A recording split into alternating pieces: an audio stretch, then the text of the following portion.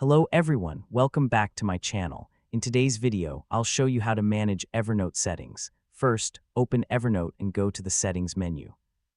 Here you'll find different options to manage your Evernote account and customize the application.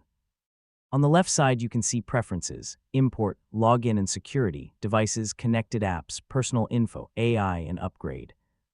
Inside Preferences, you'll find options for Templates, Calendar, Sidebar, Notes, Notebook, and Tasks.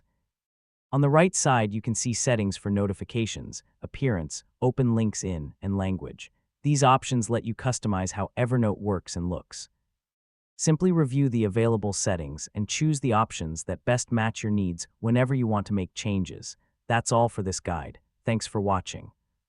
If you found this video helpful, please like, share, and subscribe to the channel for more Evernote tutorials. See you in the next video.